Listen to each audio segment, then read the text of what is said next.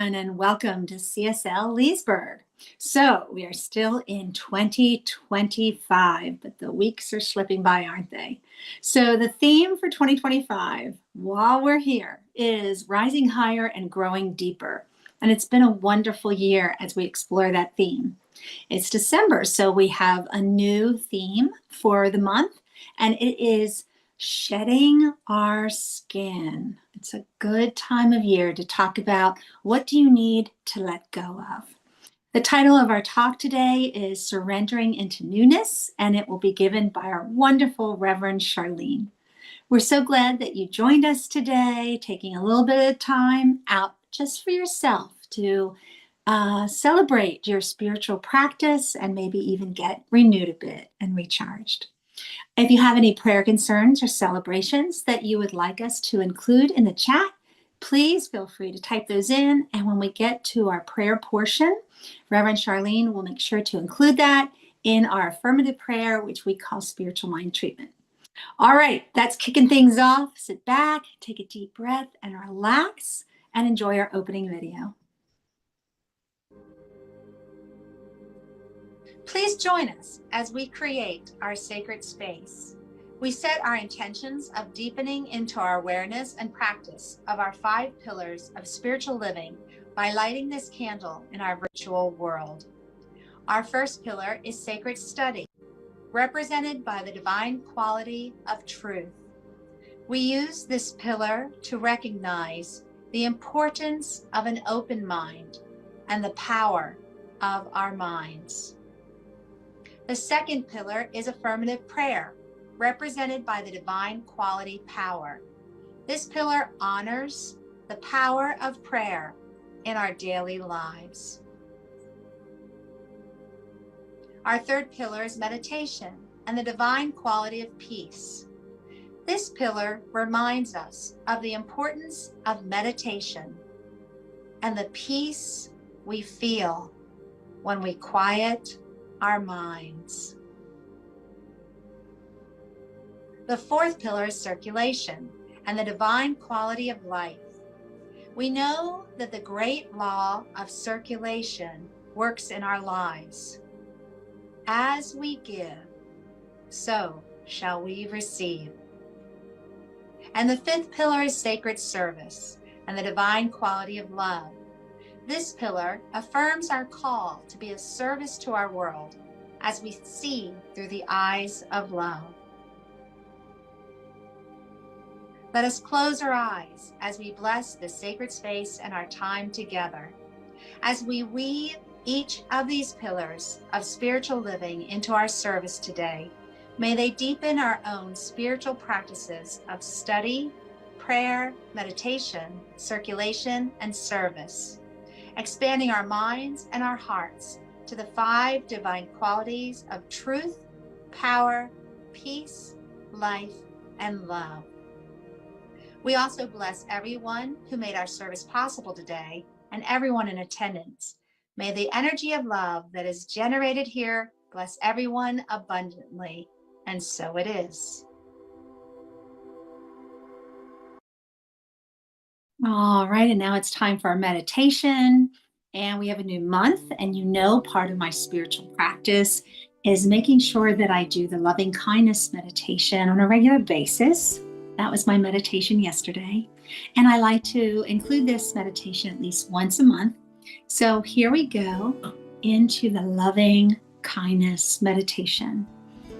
So as always, just plant your feet on the floor. Relax your shoulders, your neck. Get into a comfortable position, a state of relaxation. And we'll begin by taking a deep breath. And hold. And release. It always feels so good. Let's do it again. Inhale. And hold. And release. So you'll hear me say 4 phrases if you're a regular see us in Leesburg. These phrases are going to sound very familiar to you, but just repeat them after me if you're not familiar with them as I lead you through this. Here we go. The first one. May I be filled with loving kindness. May I be filled with loving kindness. May I be well. May I be well. May I be peaceful and at ease. May I be peaceful and at ease. May I be happy. May I be happy. All right, the next part of our meditation, think of someone who is near and dear to you, someone who needs this message right now. Maybe they're getting stressed out about the holidays. Maybe they just need an extra word sent to them, reminding them who they are. Here we go. May you be filled with loving kindness. May you be filled with loving kindness. May you be well. May you be well. May you be peaceful and at ease. May you be peaceful and at ease. May you be happy. May you be happy. All right, you just sent a wonderful gift off to someone that you love. Now, the challenging one. Think of someone who maybe you're just having a little uncomfortable situation, someone who's rubbing you the wrong way, somebody who maybe just looks at life a little differently than you, right? There's many ways to view that elephant. So think of someone, and let's again spread loving kindness to this person, because they deserve love too. Here we go. May you be filled with loving kindness. May you be filled with loving kindness. May you be well. May you be well. May you be peaceful and at ease. May you be peaceful and at ease. May you be happy. May you be happy. All right, one last one. We're going to send this out to everyone and everything, all the animals, all the plants, all the people, everyone that shares this beautiful, beautiful planet with us. Here we go. May they be filled with loving kindness. May they be filled with loving kindness. May they be well. May they be well. May they be peaceful and at ease. May they be peaceful and at ease. May they be happy. May they be happy. It always feels so good to give love, receive love, to fill your day with loving kindness for yourself and for others. All right, let's slowly return. Come back and join us because we have some music from Leah.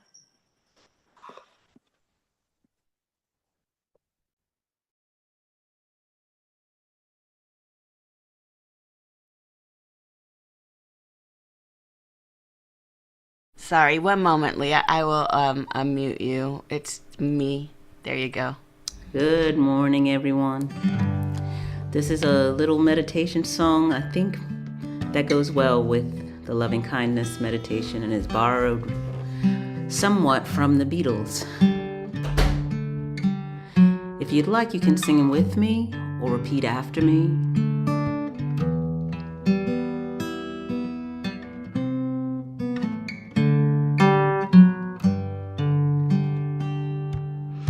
Love, love, love,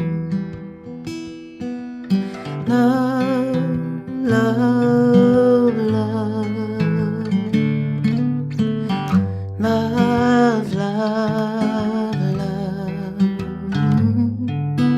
goal for today is love. Joy, joy, joy. Joy, joy, joy. Joy, joy, joy. My goal for today is joy. Peace, peace, peace. Peace, peace, peace. Peace, peace. My goal for today is peace. Love, love, love. Love, love, love. Love, love, and only love. My goal for today is love. My goal for today is love.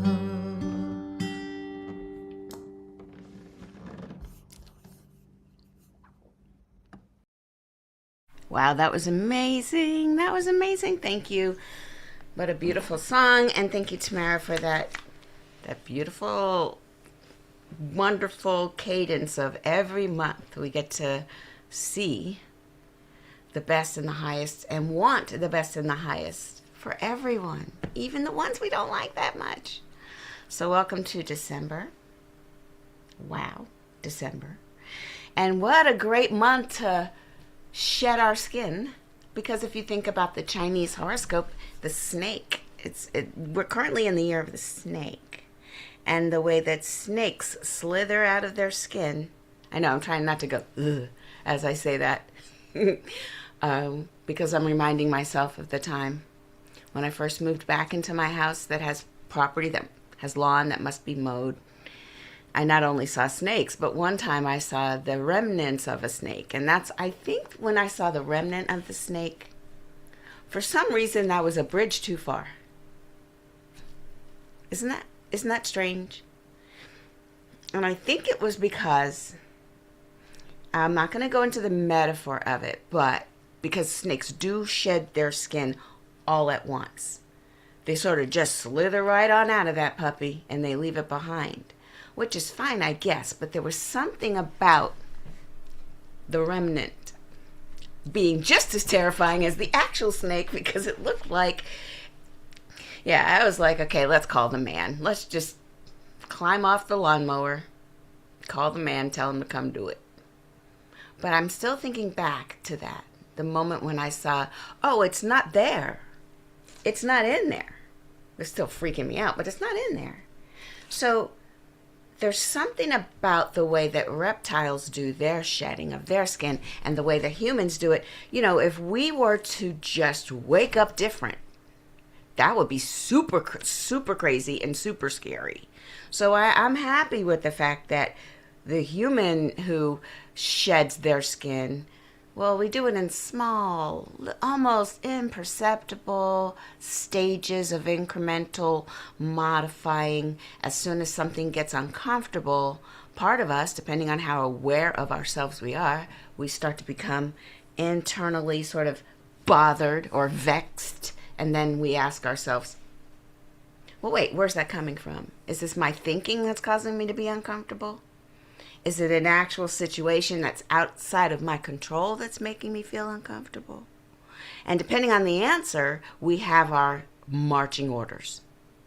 If it's something we can change, then we're told by our higher selves to get busy making that change.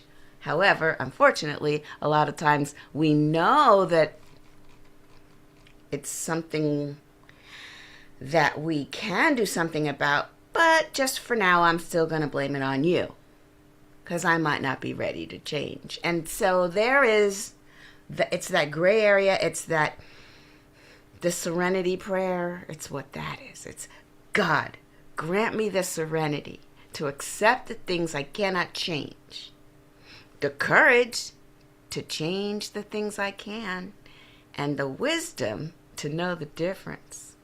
So the serenity to accept, the courage to change, and the wisdom to know, what's mine and what's not mine. I mean, that prayer does it all. Like, literally, that's my prayer. That's the one prayer that came from all of my years in the 12-step program, and then the other one, which is just an affirmation. I am whole, perfect, and complete. And that kind of gets me through any given moment. But, yeah, the way we have to take ourselves slowly down that road, surrendering into the newness that awaits us if we would only be courageous enough to let go of what we cannot change, let go of what we've outgrown, and then move into the higher, more perfect part of ourselves. So I have to say that it's true that when we're growing, we typically are letting go of things. Growing spiritually means letting go, shedding things that no longer serve. It's usually not, oh, let me get more things, and let me buy more, and let me have more, and let me explore more. It's typically, well, let me do less. Let me have less. And let me let go. So, it's all about surrender, which surrender has a kind of a bad rap. Surrender sounds like, you loser, loser. But no, that's a war mind kind of approach to life where only one person wins and everybody else has to lose in a winner takes all, and that kind of masculine, dare I say it, approach. That's from that point of view. But when surrender has to do with letting go of our expectations and letting go of what no longer serves, then that is actually a letting go of limitation. And it's not a loser at all. That is where everybody wins. Because trust me, those people who are operating in the circle of, okay, I'm about to mix my metaphors, but I have to do it. There's a little bit of a circle of what you can control. And outside of that, it's what you can influence, but you have no control over. That's where a lot of our loved ones live, on that outer rim. Our core center is us, our bodies, our lives, our choices, our thoughts. That's what we can control. And right outside of that, where we can influence, we can't control them, though. Yeah. So everybody wins when we surrender the need to try to be in control of that which we can only influence. Everybody's happier. Oh, how lightly the kids will walk through the house when we're not trying to micromanage them. And oh, how lightly our employees will walk around when they get to choose and how they're going to do the thing that they're tasked with. And oh, how lightly we are going to be when it's no longer any of our business, really. None of my business. That's yours to control. The freedom that people get when you give them back their agency. I mean, you never had it, but you tried to act like you had it. But when you give it back to them, ooh. And then you watch them, I always call it, let them cook. See what they do with it. Sometimes, they end up coming back anyway and asking a question. And now we get to experience our influence. And here's the thing.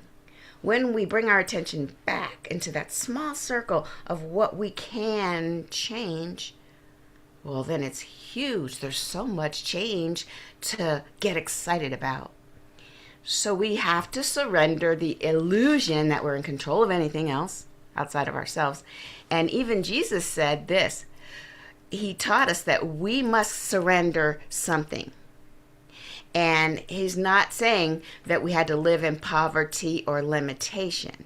And this is a quote from Ernest Holmes in the Living the Science of Mind, which is a little handbook, small chapters, living it every day. This chapter is called The Great Surrender. So he goes, Even in teaching us that we must surrender something, Jesus was not telling us that we should live in poverty or limitation. What he was saying is that when we put our trust in external things alone, we are certain to become disillusioned. For a person may have a fortune one day and then lose it the next. He may have a position of high power and suddenly lose all public acclaim. Jesus was telling us something more than this, something more real, but something which contained everything necessary to living in this world. For he knew that we need food and clothing and shelter. He was not saying that the divine will imposed suffering upon us, but rather that when we fail to live in accord with the divine, we bring suffering to ourselves. He goes on to say, this is the last piece. So we see that losing our lives or making the great surrender to the Spirit does not mean losing anything worthwhile, but getting rid of those things which deny the presence and the power of the Spirit right here on earth. It is the great negations of life that we have to surrender. The doubts and fears and uncertainties, the coldness, the unkindness, and the lack of love that we have to surrender. Oh, I didn't expect it to end that way. So that's Ernest Holmes' Living the Science of Mind, The Great Surrender. It's on page 424 if you have the book. So what are we learning here? We're learning that we don't necessarily have to give up anything in order to become our truest selves, except we give up our illusions, we give up our fear, we give up anything that's not like the divine itself, because that's the only thing that cuts us off from the supply of infinite love and infinite power, which is always available to us. We say that, don't we? When we sit down and do our spiritual treatment, spiritual mind treatment, the first thing we do is say, there's only one life. That life is God. And then the second step, and that life is my life.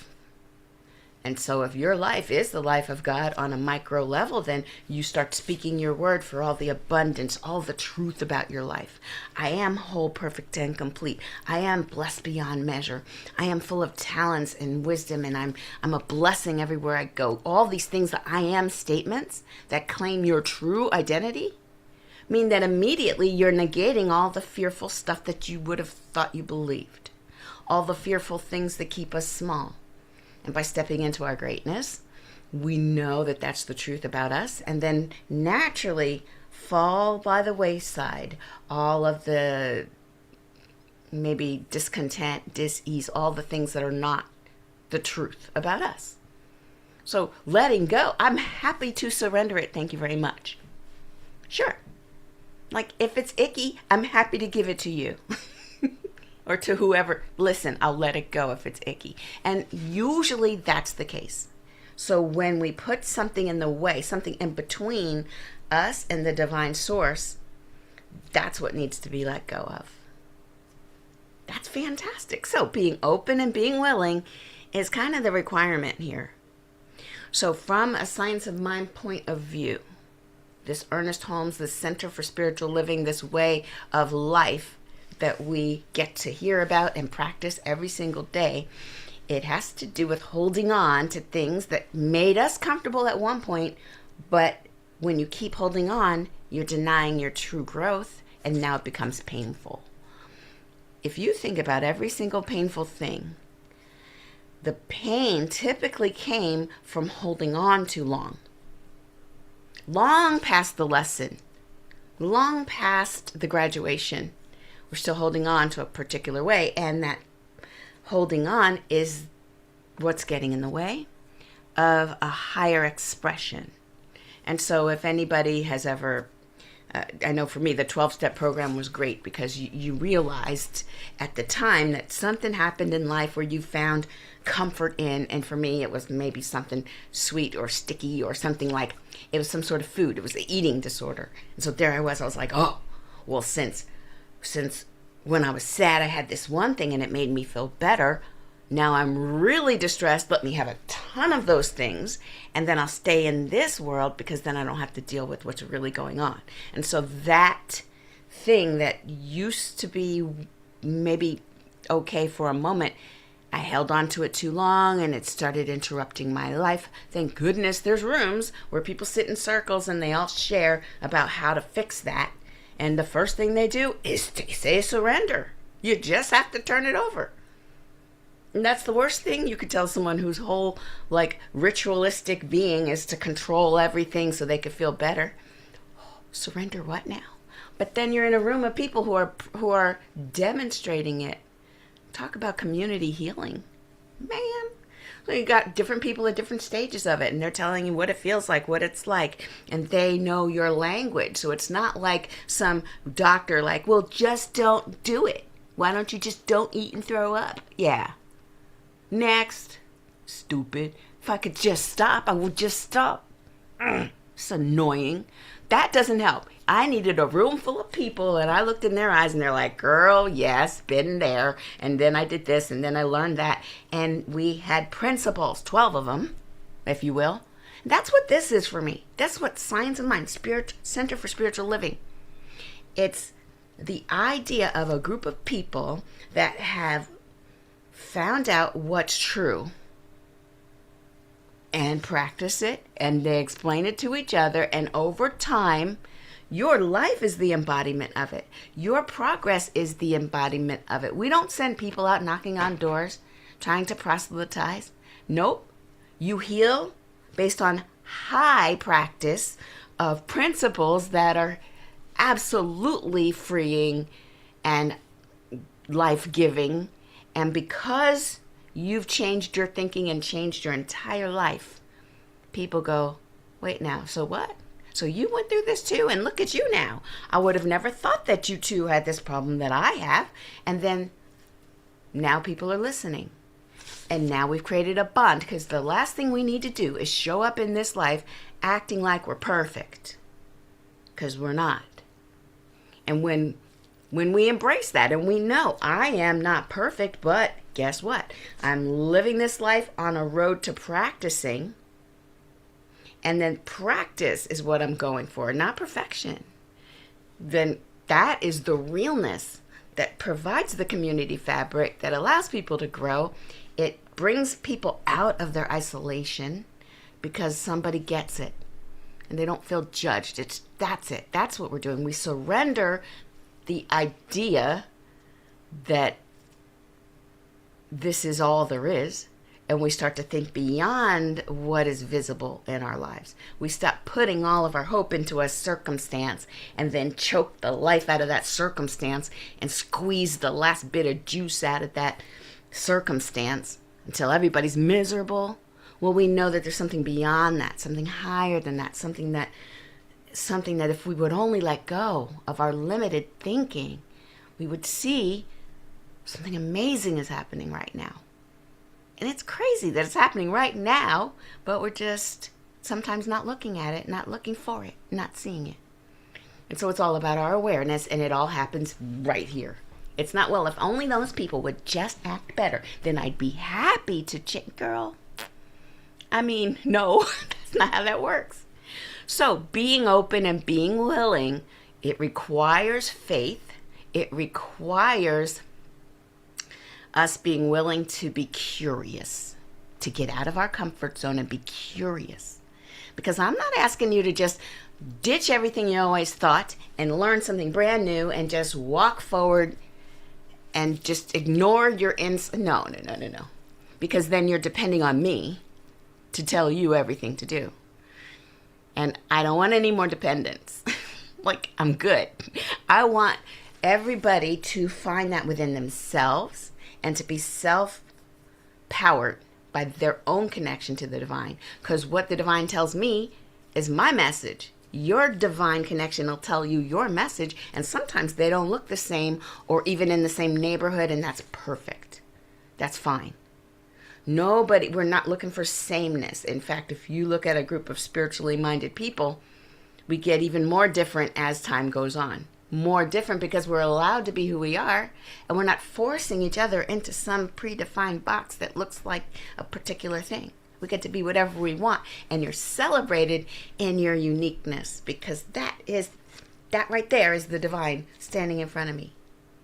And the more we get to shed, and the more we get to grow and just show up the way we are and the way we're inspired, boy, the better everyone is. The better off we all are when we're all just our individual selves. So openness, willingness, curiosity, trust, the trust you're going to need. And that the unfolding is happening. The divine unfolding is happening right now. And then knowing, even though you can't see it, oh, this is good for me. Now, your friends who are not in this teaching or even near this type of thinking, your acquaintances will look at you like you're crazy if you just got laid off or you just got fired and you're like, this is good. This is good. I don't even know how it's good yet. But it's probably about to get really good because now I'm getting freed up. Look how the Lord is freeing my time. Can't wait to find out what I'm supposed to be doing next. Your family, the people who are hell-bent on relying on a paycheck or a particular source, that particular source dries up and then everybody's scared for you. That might mean that all these other sources are about to unfurl. How about that? Why do we all have to be so clingy to the one thing that we've become accustomed to? What if we surrender? What if we ask questions? What if we allow the unfurling? And so, in fact, that unfurl word, yeah, that's a good word. I love it. Just it holds all of it. Unfurl. I'm just thinking of the stop motion photography of the things unfurling. I love it. So we don't even know what it's going to look like yet.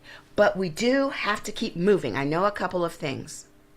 One, when something goes wrong, and I'm going to use air quotes, wrong, our goal, yes, sit still for a moment, gather your resources, be curious about what it has to show you, and then move.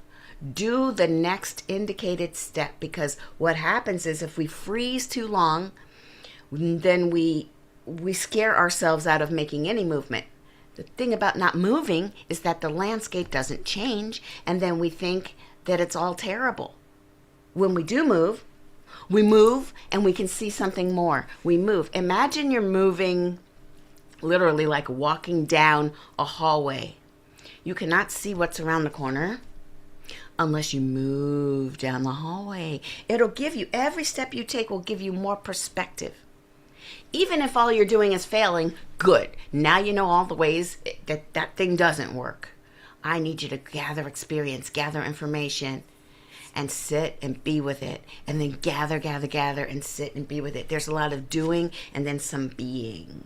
And do some more and be. And there's a part of us that's on the quantum level that's creating out of all these ingredients. When we sit still and we just cry, you don't have a lot of ingredients. Sit still, cry. You got 10 minutes. Get up, start moving. You need ingredients so you can shake up a new, beautiful experience. But you got to move. So ready ourselves. We got to ready ourselves. This whole month, we're going to be talking about readying ourselves for the mindset of surrendering what doesn't serve us anymore, being open to that which is coming forth to be embraced. Something new is coming. Stay curious. And even as you're letting go, you're also staying curious. And it feels like maybe a free fall, but knowing that there's a higher purpose for us, that we are naturally led toward that which what we do want to experience, let that happen instead of shutting everything down and getting smaller. Because then, listen, we're either growing or we're dying. There's no such thing as staying the same. So when we grow, we try, we fail, we move, we find out information, you're growing, you're curious, you're moving. And if you're sitting still out of fear, you're only going to get smaller, and then you're going to atrophy. The whole you will atrophy. And we don't want that. We definitely want to make sure that we are that tree in the forest that has been there for how many years? I don't know, but if you were to look at the rings, you'll see how old that tree was, because it went through all these stages, and you can map them back. The tree grew out of the pure impulse to grow, life's impulse to move forward, and you and I too can gather all of the power that comes from that impulse and move forward with positivity, creativity, curiosity, and all those words, and releasing anything that no longer serves us. That's the month of December, and that's all about shedding our skin. So let's go within and let's see if there are any prayer requests. So as we go into this space, this central space in our very being that is our one connection, our only connection, it is the center of our lives. This is our connection to the divine. Right there, that is who we really are. From the center of our souls, we know that there's only one power, one life, one divine source, and it's happening everywhere. It's everywhere present.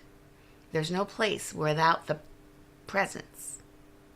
And so right where we are, there is that presence. It supports us. It nurtures us. It is good. And since we are one with this divine presence, everything is possible. All things are knowable. All wisdom, all power, all knowing, right here, right now, available to us.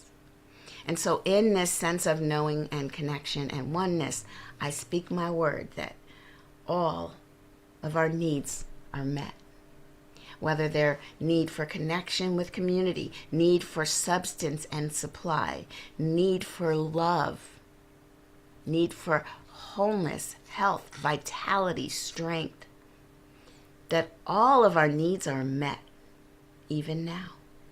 And so in this moment, I speak my word that as we move into this holiday season, whatever tradition is held, that this is the time for acknowledging the darkness and knowing that there's always light, knowing that both exist, and we move in the beingness and the presence of the divine in this time. And I speak my word for all of apparent strife or separation, that even there is the presence of the divine. I give thanks that we, as a community, are expanding ourselves and sharing love, kindness, and our gifts with the world. And I know that we, as a community, are making this entire world a better place. I'm so grateful that this is true. I'm so grateful that I get the chance to be part of it. And I accept all that is mine to do. So I release my word into the law, knowing that the moment I spoke the word, the law said yes. I let it go, I let it be, and so it is. Amen. Ashe. Amen. Ashe. Thank you so much, Reverend Shar.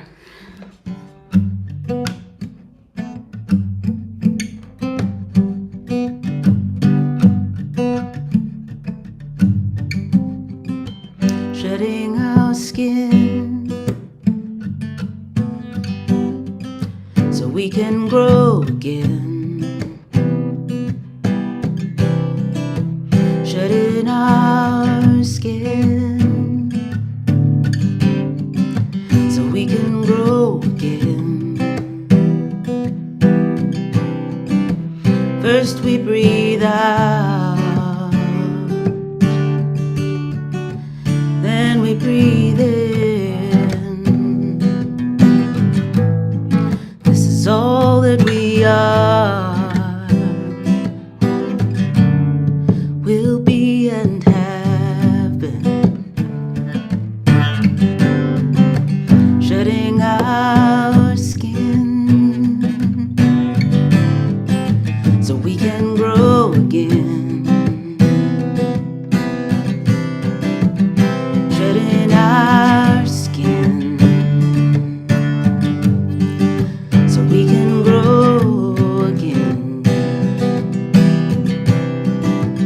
at the day's break,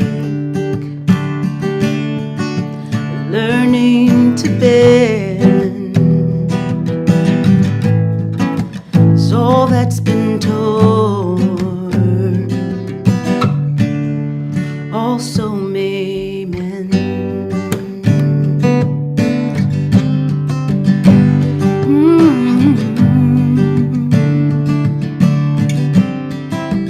Shedding our skin so we can grow again. Shedding our skin so we can grow again. When it's time to let go, let a day end. We are open once more to what may begin.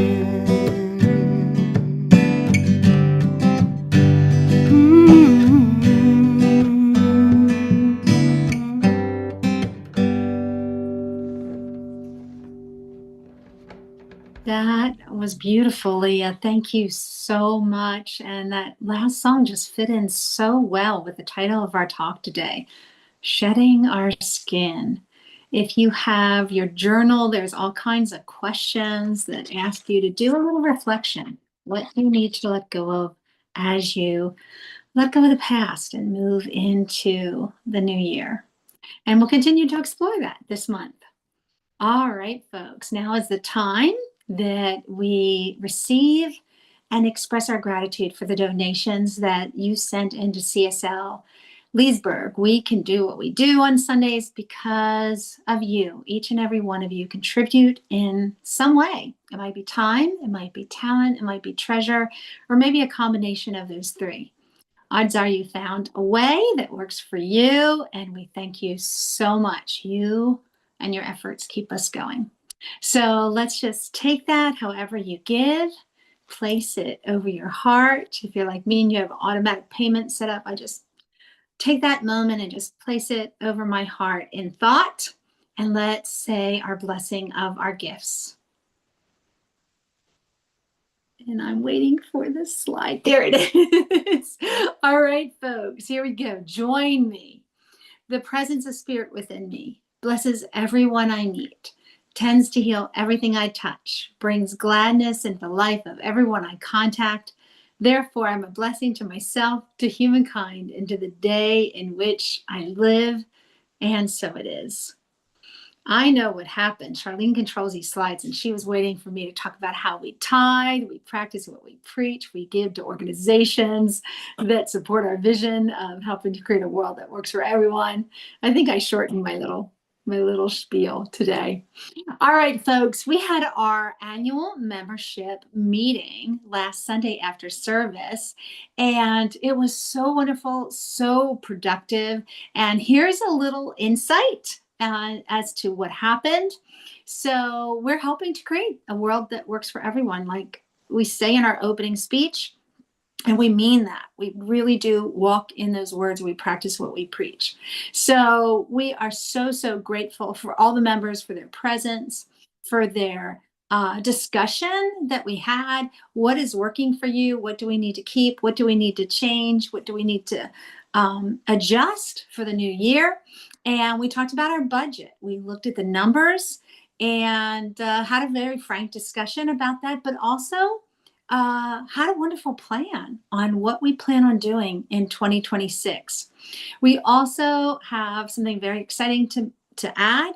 There was a matching donation. So a member of our community stepped forward and said, I'm going to donate. And my company, where I work, they do a matching donation program.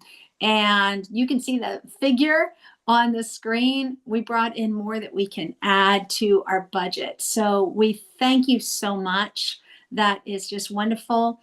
You know, how do people know what to do for you if we don't shed the skin, right? And maybe do something that's a little uncomfortable and say, hey, I have a need. I have a need. And we had a need, and our members really stepped up. And we thank you so much for your support.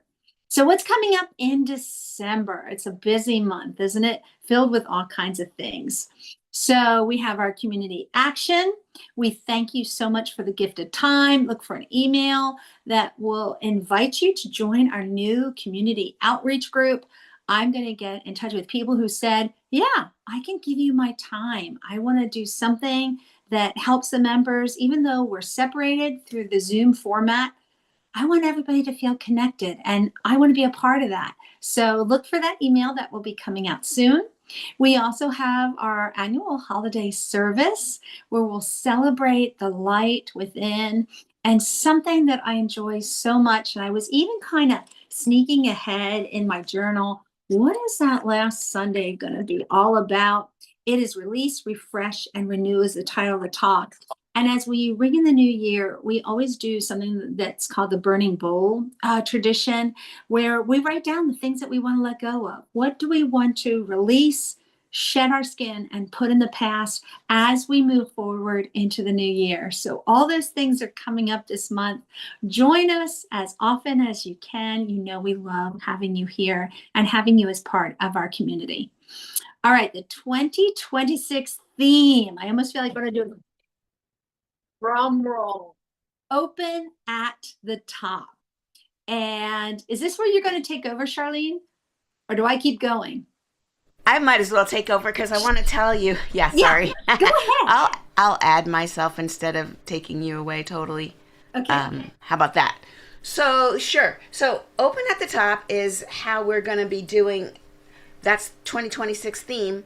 And normally we give you a journal with every single day pre-printed in the book. But this year, yes. So Tamara's showing that. Now, this year, what I decided to do, I have some help with some of the community members that are helping me with the journal online. We're going to have a journal that you can buy online with beautiful cover and a beautiful style. But for the insides of the journal, they'll just be blank lines. Now you might say, but wait, but we'd love to have the monthly theme explained with questions and answers. So I created an app. Of course I created an app. You just go to the app. It's 2026. It'll tell you the theme. It'll tell you the weekly theme. And if you're a musician, you can get music for that week. Or you'll do your own. We have great musicians. You're like, don't need it. But you could. If you're a congregant, you'll be able to see some journal prompts right there in the app. And then you'll write in your journal that you would have purchased online. You see? You're welcome. I'm here to serve, is all I'm saying. So stay tuned for that. It's the Open at the Top app that will take you all the way through every single topic and theme for 2026. All right, back to you, Tamara. And I love that because in my journal, the one that's pre-printed from our home organization, sometimes the questions that they have really work for me and really inspire me, and I answer them. And then there's other times where I just kind of like, that question just isn't working for me right now. Mm-hmm. So I fill my journal up as I read through. Every page has writing in it. But sometimes I get, no, I don't want to answer that question. I need to write about this, what's happening, and my thoughts and my feelings during the message. So what I like about this is we're giving you guidance. We're telling you the topics. We're telling you some questions that might guide you. But you take and choose what works for you, keeping with what we always say, creating a world that works for everyone. We're creating a journal that works for everyone. So that's kind of exciting. And I like this theme, open at the top. As always, each month we'll have a different focus that stays in line with that overall theme for the year. All right, folks, before we do our closing affirmation, I want to remind you that we do something called Pearls. We hang out for a little bit after our service, and we talk about what really resonated with us, with the music, with the meditation, with the message. Charlene, I got something for you I can't wait to share. So, that's what we do. We hang out. Sometimes you hear great books that we're reading. Sometimes you hear great movies or TV shows. But this is our little virtual coffee hour. If you can stay, please stay and join us. If you can't, we understand of all months, this is a busy, busy time of year. But before you run off, we're going to do our closing affirmation. So please join me and go into that state. Just give yourself a hug. Give yourself some extra love as you remind yourself, I am love. I I am am love. And you love. know what's so exciting? I can see the mic is getting turned off. I still Yeah. have that Come in on, front of you me. guys. Thank you. You know I love to hear this. All right, the next one. Somebody needs this message. It might be somebody who's in the room with you. It could be a family member, a friend, a furry companion, or I'm a big believer, as you are too, that we're all connected. So whoever needs to hear this message right now, let's send it out. You are love. You are love. love. All of you. Wonderful. And now put your hands up in the air for our love sprinkles. Here we go. Remind yourself that it truly is all love. It's all love. Love. All love. Beautiful. All right. Stay if you can. And if you can't, know that we send you off into this week with love and our blessings.